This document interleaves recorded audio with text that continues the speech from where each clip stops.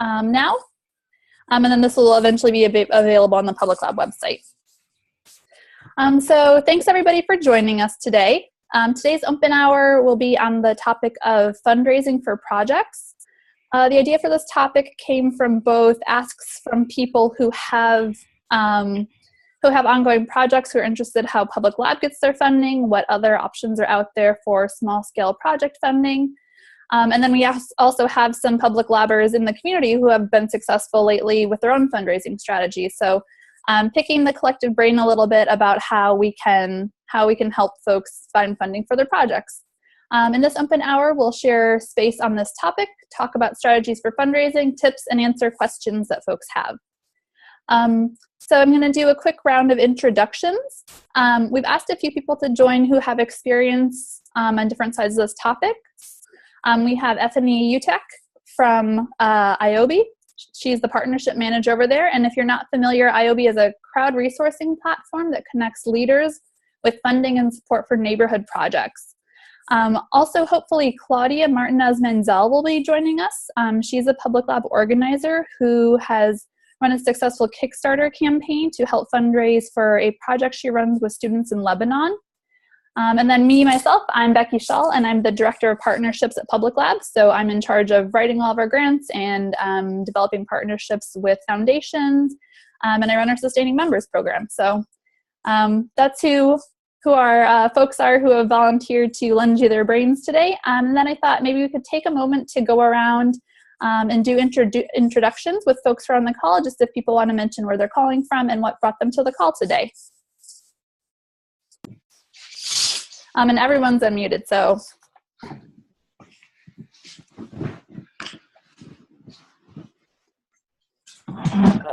Okay, I'll go. My name is Chris. Chris Moore. I have a background as an environmental economist, and I've done work and analysis with for the government. I was with the US EPA previously, and then I was more recently with a think tank. But I'm more interested, I'm now in Los Angeles and interested in trying to get some more community-based projects. So moving from more strict analytic techniques to more like gaming and other more techniques which are more hands-on and community-based, and trying to figure out ways to get those kinds of things funded.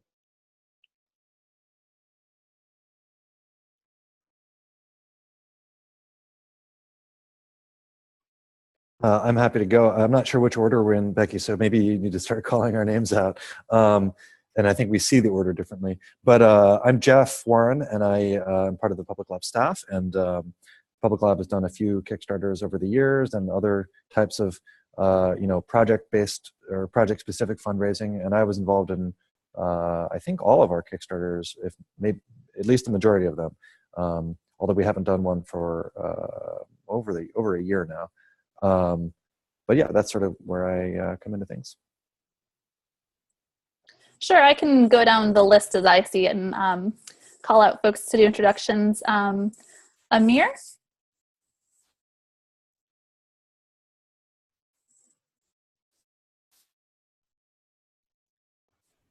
Amir, you may be muted. Or maybe just not available, it's possible.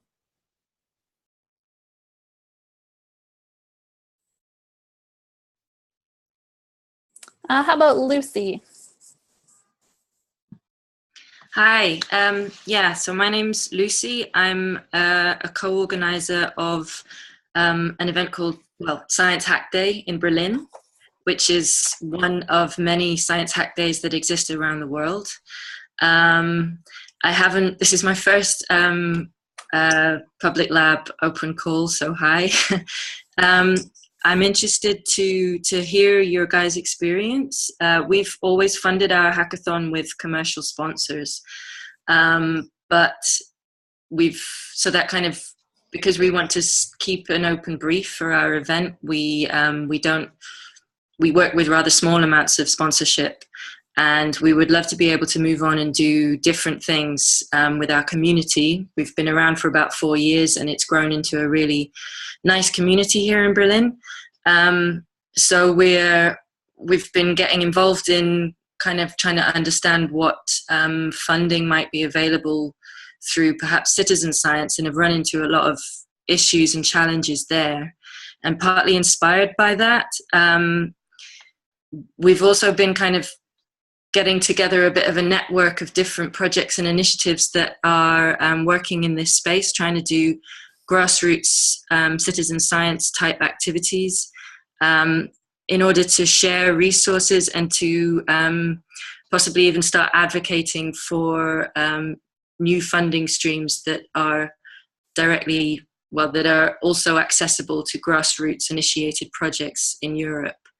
Because so far there aren't, aside from cultural funding and commercial sponsorship, there's no public funding that is particularly accessible to our types of projects. So yeah, the main thing that I would like to share is that I'm trying to gather some resources for around funding. Started a project to try and gather resources about funding for similar grassroots initiated projects. And yeah, I just thought I would come and see what you guys were doing and see how that might connect. Great. That sounds interesting. And we can work on sharing out some resources after the call today too. I think any links that come up that would be useful resources people we can share. And I'd love to talk a little bit too, if you want to, Lucy, about what you're finding so far. And then Svetlana, did you want to do an introduction? Yeah, sure. I'm Svetlana. I found out about the public lab from Lucy, and I work with the Grayville, which is owned by the Grail, and they work with wetlands, and I want to see if I can get funding to do more work with the wetlands and with technology and such. Okay, great. And then there's somebody calling in from a 917 number.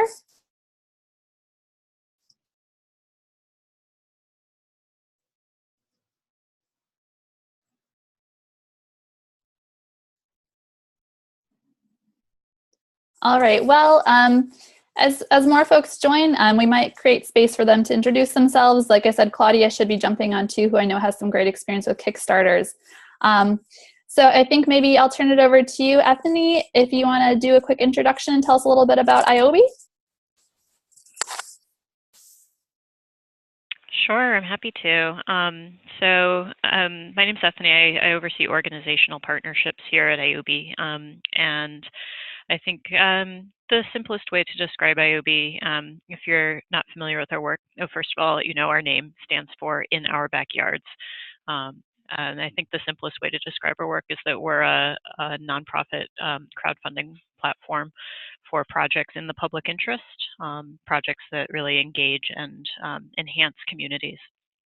So we have supported a number of citizen science projects over the years and are a big fan of Public Lab's work. So it's fun to hear from all of you and what you're working on in your communities.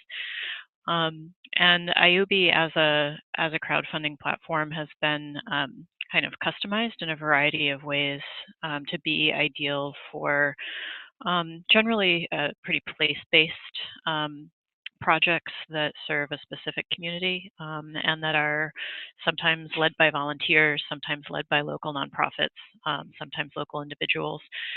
We work with a pretty broad range of what would typically be considered the grassroots end of the fundraising spectrum, and have tailored our platform in that way. And I'm happy if people are interested to get more into the details of our platform, but I think the main thing to know is just that we provide one-on-one fundraising coaching to every single project leader who works with us. So I think it can be a great way to dip a toe into crowdfunding if it's something that you've never tried before, that you're thinking about trying for the first time. Our model is very much around building fundraising capacity while people are actually funding their project with us. So that very flexible person-to-person coaching relationship is how we achieve that. And I'll also just mention that I guess I knew there were some questions before this around kind of like maybe tips for success in crowdfunding. So I can stop talking and see if there's interest in that, but I'm happy to share some of the things that our coaches generally share as sort of top tips if you're trying a crowdfunding campaign for a local project in your community. Sure, yeah, why don't you share some of those tips, and then we can open the floor for questions from folks who are on the call. Cool. So one of the very main things that we always recommend with crowdfunding, and I'd be curious to see how this resonates with your experiences on Kickstarter, is that you don't go it alone, that you have a fundraising team of some sort in place. So there's more than one person who's kind of bearing some of the workload of planning and the campaign and making donation asks and spreading awareness of the campaign. And we really find that the team is important, particularly for something that's like brand new or, really just getting started, because that the fundraising capacity goes up the more people you have on that fundraising team. So we really find the most effective asks are really person to person, being able to directly send a personalized email to a friend and ask them to donate, even asking face to face in real life with or at live events, etc. Much more effective than just constant posting on social media, for example. We see a difference actually this is coming from research by the Grassroots Institute for Fundraising Training, and what we see with IOB campaigns bears this out. We see a difference of a jump from only about 1% of people clicking through and donating to a campaign if their only interaction is they see a post go by in their feed on social media, versus a return of sometimes up to 50% when the ask is really very personal, face-to-face, or really direct to that individual. So the more people you have on your team, the higher likelihood you can make some of those really personal touches a part of your fundraising plan. So that's a big one. And there's so many I could get into, but one of my favorites, and I think this is a nice kind of one you can remember as being pretty concrete, is around the importance of the thank you. So as people donate throughout your campaign and at the end of the campaign, just thinking of yourself, as a fundraiser in the longer term sense of cultivating donors to your campaign, maybe as people who could support your work in other ways or support your work again in the future. So you don't want to just kind of drop off the ends of the earth when that campaign is over. And we usually recommend 3 different thank yous. One that's an immediate thank you that goes out ideally, I think, within a day to 2 days of when somebody actually makes their donations. So they feel like, oh, you really noticed my donation. My donation mattered. That's also during your campaign. So that's your opportunity to turn that donor into an asker on your behalf, because it's a thank you. And so you can say, thank you so much for your donation. And here's some text you can customize and put on your Facebook page. Or would you email this campaign to 3 of your friends and tell them you supported it? So that's a really key thank you, because it's also part of your fundraising. And then, of course, you also want to do a big celebratory thank you at the end of your campaign when you close it out and reach your goal. And then the other one I think is very important is the follow-up later when you're implementing your project, that thank you where you're able to say, here's the thing we built thanks to your donation, or here's the thing you can participate in thanks to your donation, or pictures of what we did with it. Really key to keeping that engagement going long term. Yeah, those are great tips. I think the thank you is so important. I think whether you're talking about crowdfunding or when you are talking to foundations, seeing if there's an overlap between your work and what they're trying to fund, I think it's a big part of building relationships, which is really important in fundraising. Mm-hmm. Well, maybe I'll open up the floor if folks on the call have topics they'd like to hear more about or specific questions related to fundraising. I think amongst everybody on the call, we have some different expertise in grant writing and crowdfunding and individual giving. So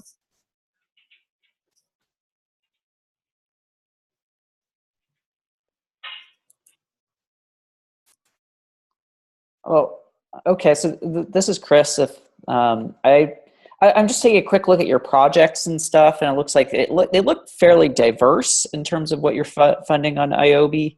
Would there be a way to characterize, though, what kind of stuff gets funded and what doesn't? I mean, I'm completely new to fundraising for community projects, but I know something about crowdfunding for board games, and to some degree, there's a certain formula for what people like, and I'm sure this is more is more diverse. But maybe you could start to how people start to think about projects, what they look like, and what gets funded and what falls flat. Yeah, absolutely. And you're right that we do support like a pretty broad range of projects. The criteria for using IOB at this point is very simple. Like essentially, the project just needs to be not directly aimed at private profit.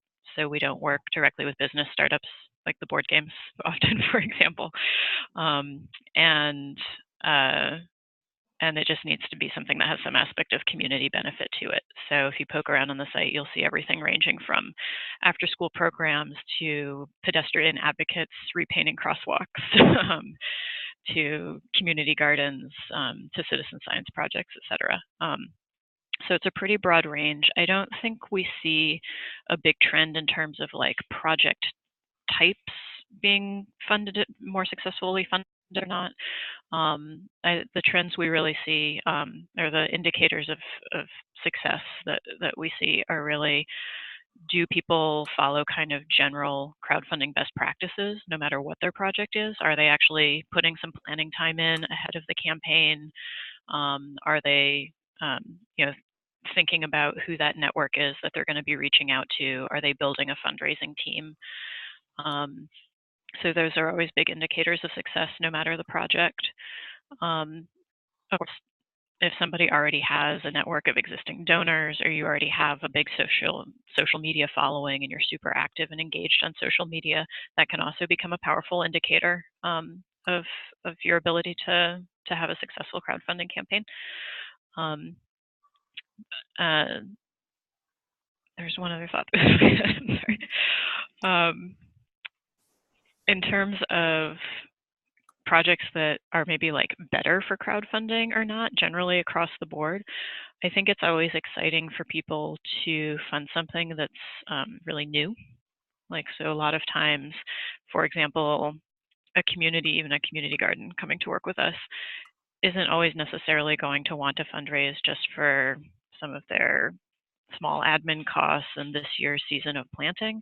A lot of times they'll be like, we want to do something really specific and that people can really say, oh, this is different from the usual thing. So we'll encourage them to point their campaign towards like,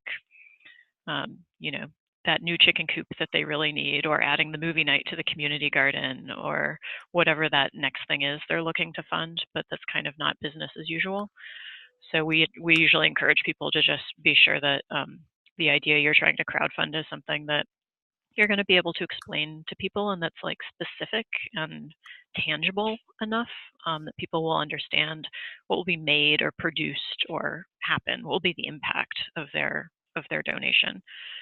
I think beyond those parameters, it's a flexible tool that works for a pretty wide range of projects. Yeah.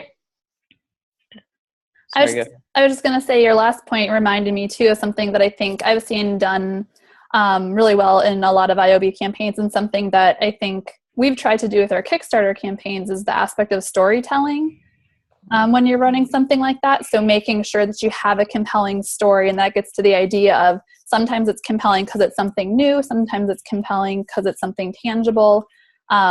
I think, Jeff has done a lot of work for Public Lab in terms of making sure that there's a story behind all of our Kickstarter videos with a certain style to it, and I think a little bit of fun to get people engaged, and to also make people feel like they're part of a movement of people behind the project, not just the project itself.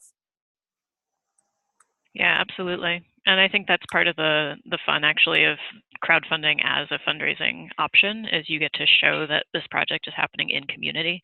Like, even just the fundraising bar on the page is intended to kind of visualize that, right? That everyone's donation is like a drop in the bucket towards this larger thing. and they can see other people interacting with the campaign in real time on your updates on your page, on social media, etc. So that storytelling aspect and that kind of sense of community around it, I think, is huge. Yeah.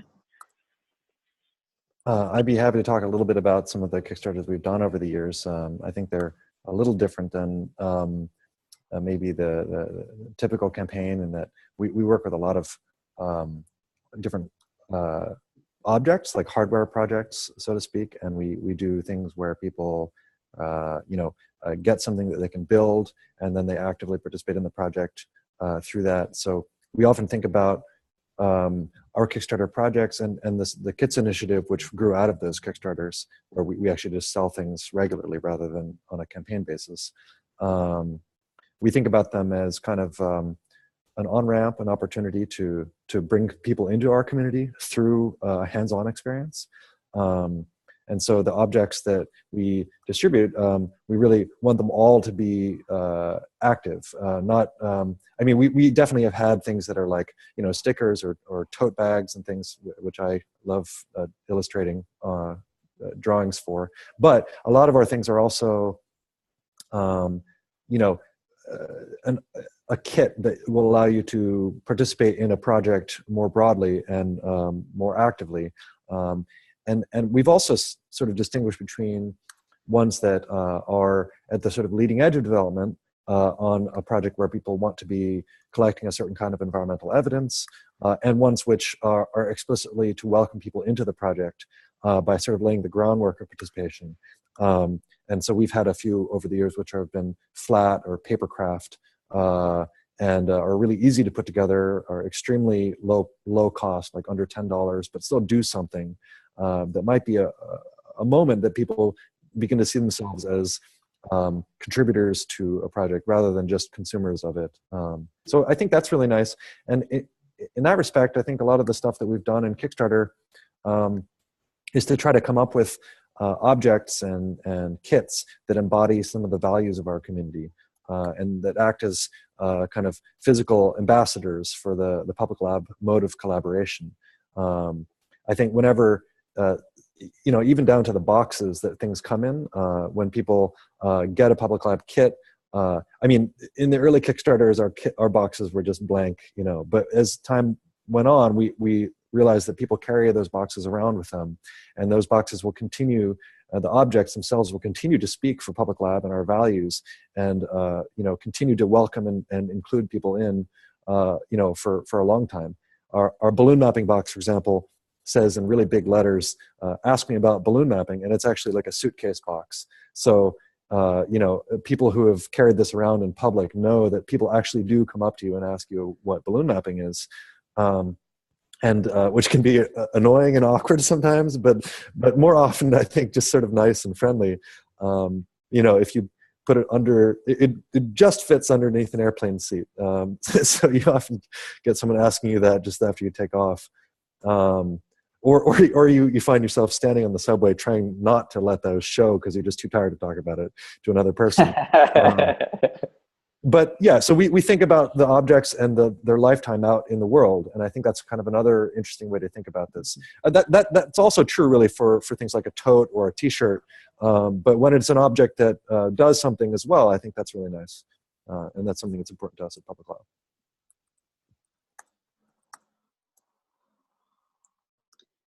Did you have a follow-up or clarifying question you were going to ask, Chris? I cut you off earlier. No.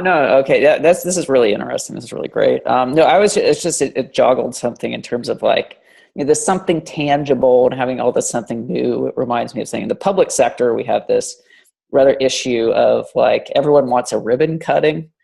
So it's a lot of times it's easy to fund that like new thing. Which is, we look at like our highways, why are they all falling apart? Everyone wants to building a new on-ramp or also building a new dam is exciting, but, restoring the old one. So it's interesting seeing that something it's a public, moving it over to crowdfunding, you have some of the same issues there. But this is really great.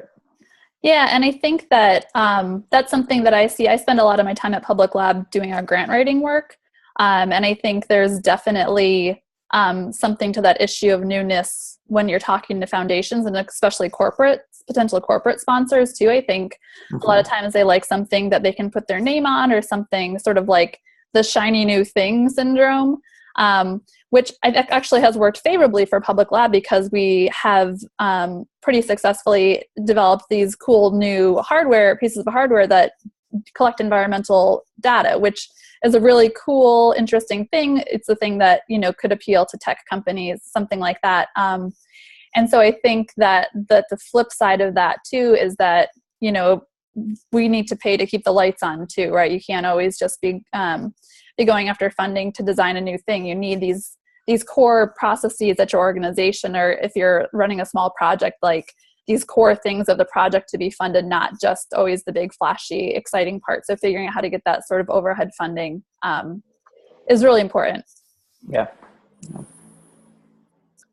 Yeah, I'll just add to that we do generally encourage people to consider those like non-flashy overhead costs as you would when writing a grant, kind of just putting a percentage of it into each of the grant proposals for the shiny new thing. We basically encourage people to do the same thing in their crowdfunding campaign budgets, because the messaging and the story is going to be about the project and the impact, right? But then what that funding is actually used for in an IOB campaign often includes everything ranging from the actual supplies and materials needed to like paying people for their time and paying for the space and paying the lawyer if needed and that kind of less sexy stuff. Yeah, we'd actually had a question somebody submitted ahead of time about tips for drafting your project budget. So maybe we can talk about that a little bit more specifically. Definitely that overhead's an important piece. I think my number one tip after having done this for 7 or 8 years is to be as realistic as possible, which can be really tricky, especially if it's a new project, especially if you're trying to account for time. But I guess my biggest tip for drafting a budget would be, just to think through what the life cycle of the project looks like as best as from the information you have now.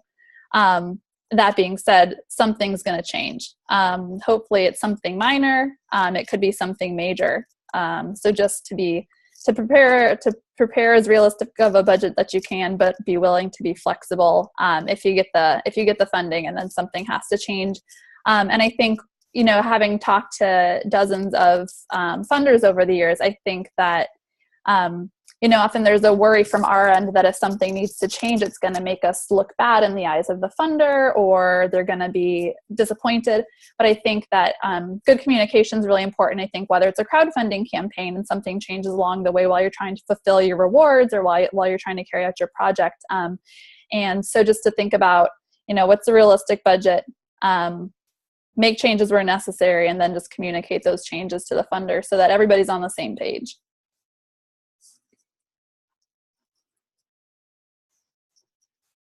Yeah, I would say that definitely holds true for communicating with your donors in a crowdfunding campaign also. And we'll often have people actually change their budgets mid-campaign and change their goals mid-campaign, either because that's something we allow on IOB, either raising them or lowering them, depending on how their fundraising is going, and adjusting their budgets accordingly. And we don't really find that that's a turn-off to donors, actually, if the messaging around it's done well. Mm-hmm. Jeff, do you have any budget tips from your Kickstarter experiences? I know you were doing some of the hands-on fulfillment with some of the earlier campaigns. Yeah, I mean, a lot of it's sort of nitty gritty, like things that we did in hardware. We were always thinking about, how much the reward level is versus how much does it cost us to make it. And we generally used a rule of thumb of like, you want to ask for about twice what it takes for you to make it.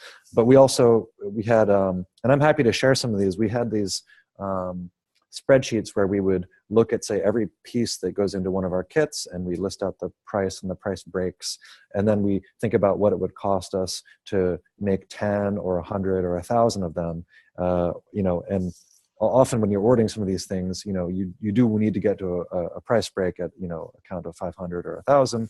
And so you need to know sort of like, let's say the campaign does not go as well as you expect, and what is the amount that's not going to break the bank in terms of like a minimum amount with a lower per item profit and stuff like that. So we have had these Google spreadsheets that we've done for different campaigns, where we really try to plan things out almost down to the penny on a per object basis.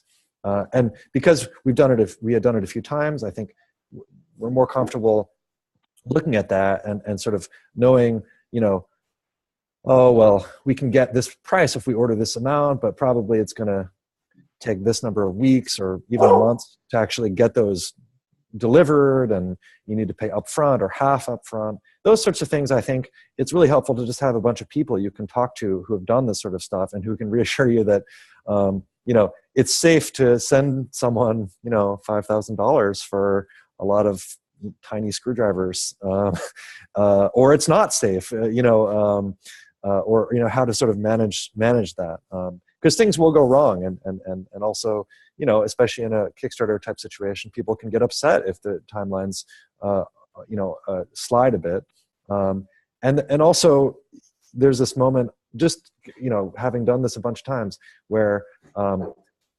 perhaps in one of our campaigns, I think perhaps 90% or more of people had gotten everything. And then just this 5%, there was one project that got really delayed. It was delayed for several months. And, we try to communicate as much as possible why and what we're doing to solve it. And, obviously if an individual is really finds it unacceptable, you can refund them. But there is this moment where, there are just people out there who are kind of trolls. Like you can be very kind and transparent and offer even refunds, but they can be very mean about it. And I know a lot of people doing crowdfunding have been in that situation where this one person is just sort of like seemingly holding you hostage, with their meanness. And just knowing that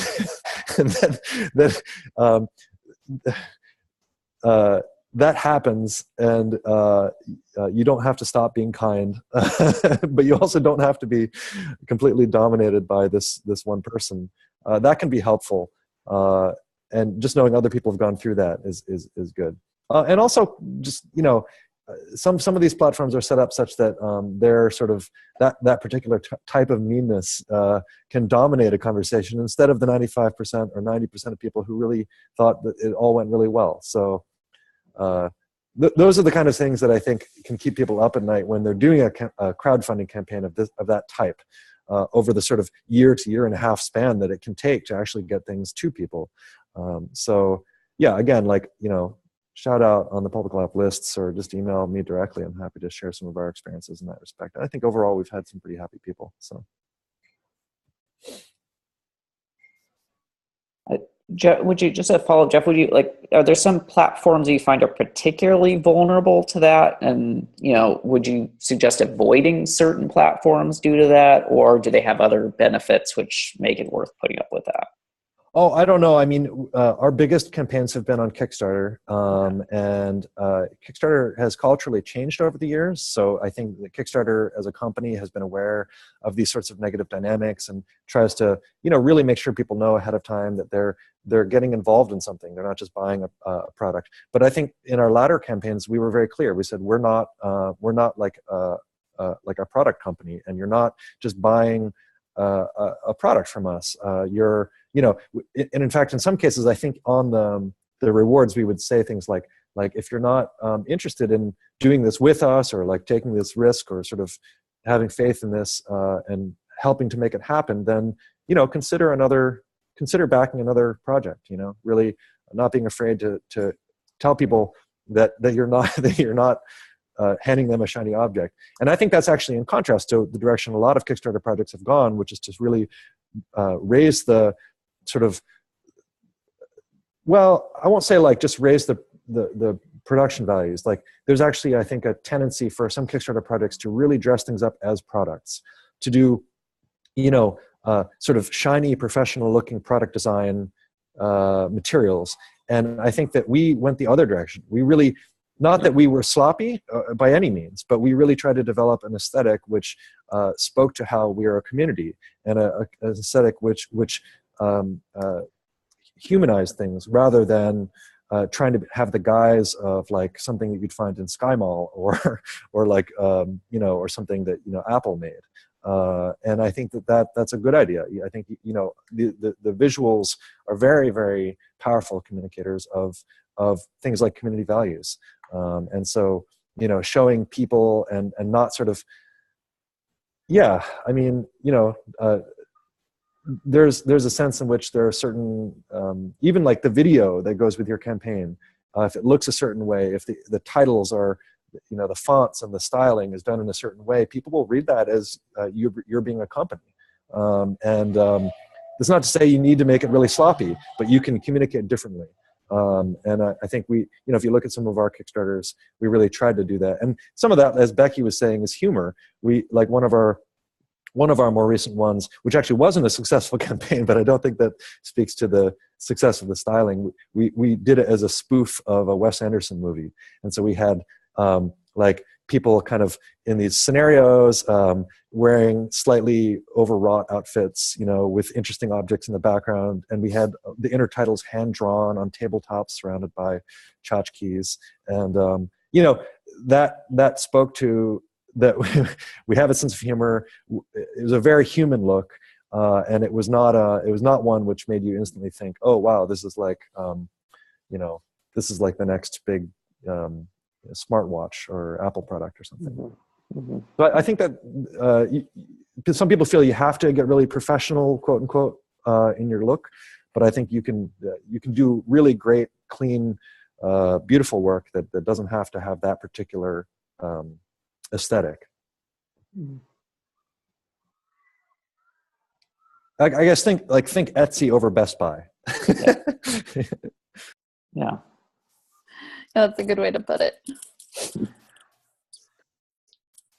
Are there other questions out there from the group? I know Lucy and Svetlana, when y'all introduced yourselves, you mentioned being interested in public funding and commercial sponsors.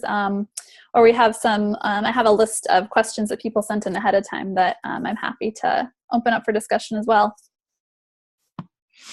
Yeah, I guess what we're struggling with is more the kind of core funding to just be able to move past this volunteer stage. And I'm curious, I guess, when you're working with funding applications, do you also have these same considerations? You really, I presume you can't, this idea of the kind of community aesthetic that you're really, I guess you, yeah. I would just say I assume that that's the same kind of feeling that you go for when you write grant proposals. I think, yeah, with grant proposals, I can maybe tell the story of how Public Lab got our first big pot of core funding, because we started out as a completely volunteer-driven organization too, back during the BP oil spill. So we were running with several dozen volunteers in response to the BP oil spill. That's sort of how we coalesced as an organization around this idea of the aerial mapping that folks might be familiar with. So putting a handheld digital camera up on a kite or a weather balloon, building these super high resolution maps. And so I think for us, that first effort was really important in galvanizing the mission of Public Lab, but also for us generated a lot of really good press. So when you're just sort of this new group of people who thinks they have a really good idea, I think for us getting press coverage from the New York Times and BBC added some legitimacy to what we were trying to do. I think we also, going back to the idea of storytelling, there were these really engaging visuals that we had, this really urgent story that we were working in relation to. And so then when it came to going after our first pot of funding to launch ourselves as an organization where we were able to, pay staff time and things like that, we definitely took that story and were able to leverage it. So our first pot of funding came through the Knight Foundation News Challenge, which is a foundation based in Miami, and they have several news challenges over the year with different topics looking at how is journalism changing? How are citizens involved in journalism? And so we recognized how Public Lab fit into the story they were trying to tell, and told them that story. So we said, you guys are looking for citizen journalism projects that are really innovative and are changing the narrative about how journalism happens. Here's how Public Lab fits into that. So it was an open call. And we basically, I think it's really important when you're looking at any pot of grant funding is to understand who the funder is. And who they're looking for. and then figure out if your story fits into that, and then figuring out the best way to tell that story back to them. Because there's a lot of opportunities out there for grant funding. So especially when you're young, and especially if you're running on volunteer time and are working a regular job or going to school or have a family, and are trying to survive in other aspects of your life, you want to make sure that you're working efficiently when you're looking for grant funding. So yeah, making sure that it's a good fit, and then figuring out how to relate your story back to that funder. In practice, what that means for me a lot when I'm prospecting for new foundations is reading their Twitter feed, reading if they have a news section on their website, reading what else they've been funding recently. If you can figure out who the person is at the foundation who might be most interested in your work, or if there's a person whose job it is to be reviewing grant proposals, I always look them up on LinkedIn. I try to find out as much as possible what they're interested in, what their educational background is, so that you can figure out how the work that you're trying to do will resonate with them the most. It's a little bit of internet stalking.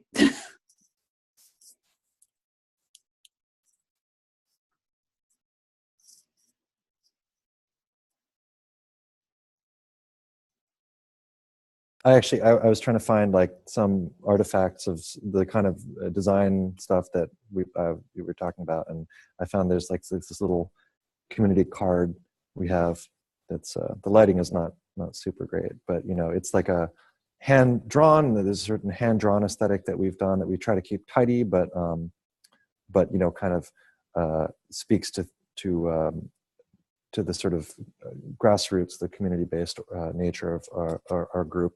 Here's the other side, and then like the sort of the tote design that I was mentioning earlier. This one's a little dirty because I've been using it a lot, but Becky and I work about once a year on design work like this that sort of illustrates some of the activities that people might do like in public lab, as well as something that people want to carry around. So.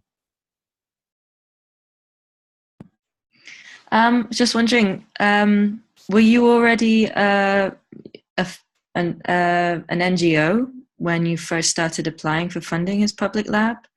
And what kind of assurances could you offer that the evaluation of how you would spend that money? So when we started off, we were not an NGO. When we won the Night News Challenge Award, they actually partnered us with the Miami Foundation, and Miami Foundation acted as a fiscal sponsor for us.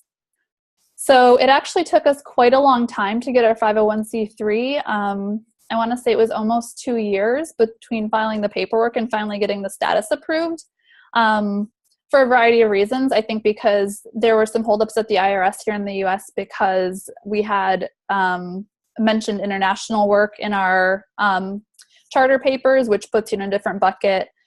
There are some holdups at the IRS because of other stuff. So it can take quite a while. And that's actually something now that Public Lab has sort of tried to pay forward, is that we can act as a fiscal sponsor for related projects. Our board has asked us to cap it at $5,000, but for folks who are trying to get off the ground, or if you have a one-off project, or you're going after a pot of funding that requires a 501c3, we will act as fiscal sponsors.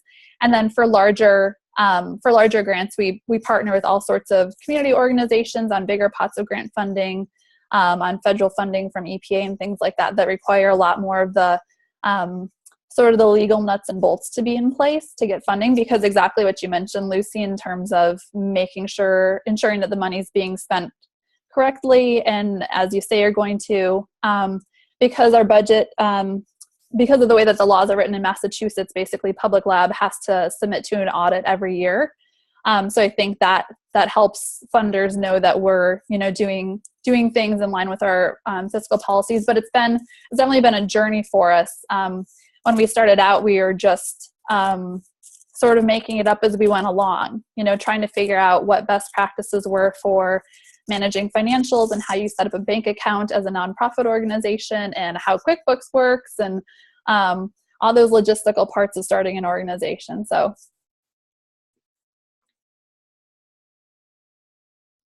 Yeah, I'll add that IOB also offers fiscal sponsorship because we find that, all those things you're mentioning, it can be pretty burdensome to get that nonprofit status up and off the ground. And a lot of times people are interested really in just getting funding for a few specific projects first before they build that whole organizational structure. So we added fiscal sponsorship to our platform as a way of enabling that.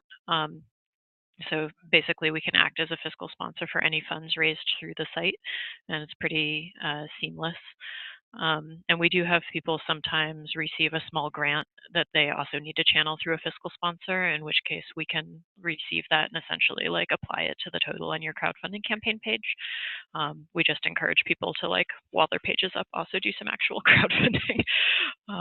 But that's just a mechanism that I would encourage you to think about that fiscal sponsorship as an option to stick with until you're really at a point where you're saying, okay, I want to create like a structure to take this organization into the future. We are the U.S. only at IOB, so I don't know if that's going to. I remember you were outside of the country. Yeah, this is Germany. Sorry. Yeah. So sorry. No, we also have a similar setup here. So you can, apply for funding through another organization. You just have to find those organizations. Currently, we use the Open Tech School, which is a foundation, and we keep our accounts through them. But it's quite a burden on organizations that are already quite small themselves. Mm-hmm. But yeah, I think that's definitely a feasible way of doing it. Another question I had, this might also be a difference between the US and Europe, but do you work with public funding very much? And we've been having some discussions recently with the European Commission about what it would take to make public funding available for citizen science, grassroots citizen science initiatives. And I think the requirement for evaluation is likely to be much higher. They need a lot more proof that you're a legitimate group, and that you're, I guess the problems, if they're much more afraid of things going wrong with projects that they sponsor.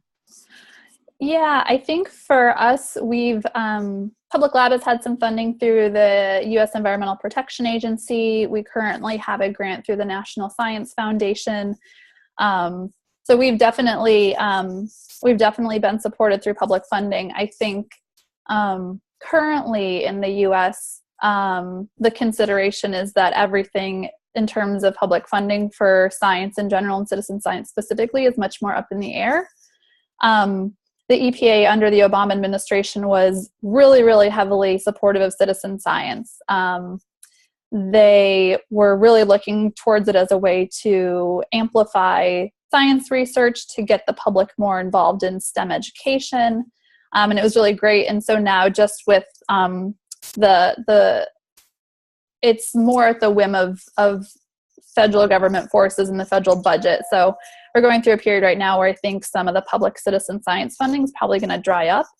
That said, also in the US, I'm not sure in Germany, but there's more localized pots of funding that I think can be used for citizen science. In the US, for example, the California State EPA, the New York Department of Environmental Conservation, sort of those state level agencies, and even local agencies, so county or city or municipal agencies, sometimes will have pots set aside that actually aren't very well advertised, but if you can find the right person to talk to who knows that they're available, they can actually be pretty accessible.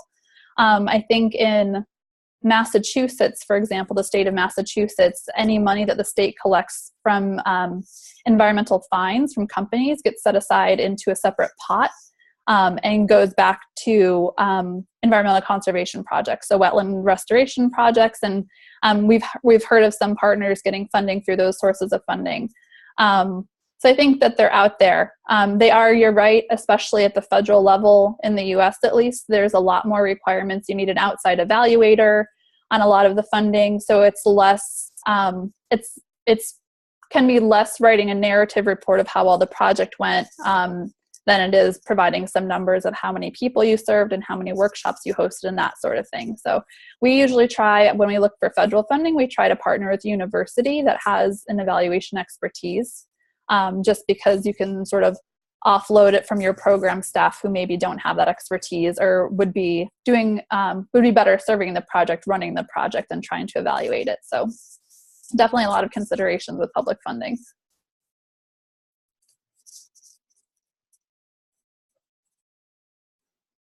It looks like we have about 9 minutes left, so I think just a heads up, I think we can keep this conversation going. It's great, and I'm happy to stick around a few minutes late too if people are interested.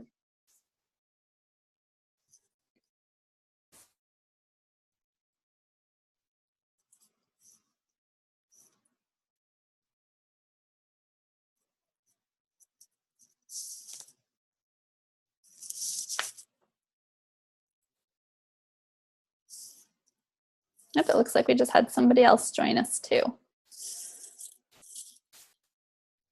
Well, maybe we can talk a little bit about going back to the idea of different platforms for fundraising. I think somebody had written it ahead of time and just asked for some tips or ideas on the differences between the different platforms that are out there, or things to watch out for when if you're looking to do a crowdfunding platform, figuring out which platform might be best for you.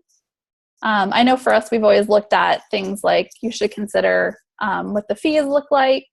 Some platforms have an all or none. So if you don't hit your goal, you don't get any of the money. Bethany, do you want to tell us a little bit about what IOB is like and sort of what you ask people to consider when they're looking at IOB maybe? Yeah, sure. And since we've also been talking a lot about Kickstarter, if it's useful, I can kind of share just what the big differences between us and Kickstarter are, if people are kind of trying to make sense of that. So yeah, I think when you're looking at platforms generally, like you said, you want to be sure that you're reading all the fine print about the fees. You want to know if it's all or nothing, which is Kickstarter's model. The alternative to that is in crowdfunding speak often called flexible finish, which is IOB's model. I believe Indiegogo also has a flex finish option, but their fees go up, I think, if you flex finish. So just be sure you're reading the fine print on all of those things.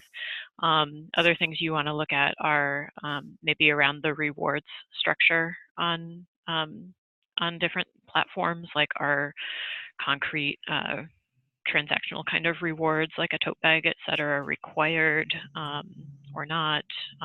Are there any special tools to help track that? Some platforms have slightly different tools for being able to communicate with, and I think you can weigh in on this from your end, but I think Kickstarter generally you do updates to your donors through their system. Mm-hmm. And other platforms might not have that functionality, or might just have different tools in place for communications around your campaign. So I think those are all things you want to look at. And then in terms of IOB, so we're flex finish. So you can always keep whatever you raise, even if it's a little under or a little over your original goal, and our fees don't change with that. And then our fee structure, basically, since we've customized the platform to be ideal for very grassroots projects, we've worked to keep our fees really rock bottom. So that's one of the big differences with IOB, is that we're one of the most affordable platforms out there. We essentially just pass on the 3% credit card processing fee, which you'll notice on a lot of platforms. A lot of people say they have a 2.9% or 3% processing fee, because that's just kind of what it costs to move money around safely online. So we pass on that 3% in the form of taking that cut out of your total at the end of the campaign. And then above and beyond that, we just ask for $35, a flat fee of $35 from any campaign that raises $1,000 or more. We do work with some very small campaigns sometimes, where we waive that 35 under 1,000, and then that does not go up even with our very large campaigns that raise 30, 40,000 plus. It's still $35. And the way that we're supporting that on our end, besides our own nonprofit fundraising, is through the same model that Donors Choose uses. They're another nonprofit crowdfunding platform that's totally focused on education and funding classrooms. Basically, there's an option during checkout when you're donating to an IOB campaign.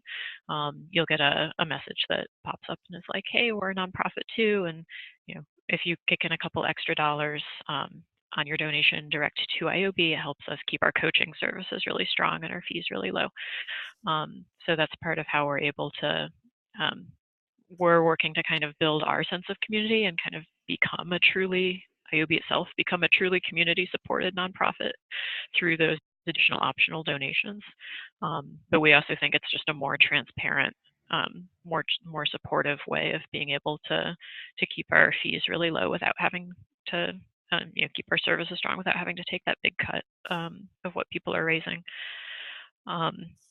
And then the other, I already mentioned our fiscal sponsorship, and the other thing that you should know about the IOB platform is that we encourage people, if they're looking for volunteers, to essentially solicit donors and volunteers at the same time. So you can add a button to your page so that people can click if they're also interested in volunteering. And we share all donor contact info with you, which is kind of unusual. That varies a lot from platform to platform. Sometimes you don't get all of the details of that info if you're communicating with donors through the platforms tool. In our case, you can just like export the data to an Excel, do whatever you want with it, and that's part of goes along with our coaching, where we're encouraging you to like stay in touch with these people and engage them further. So we want you to have their contact information.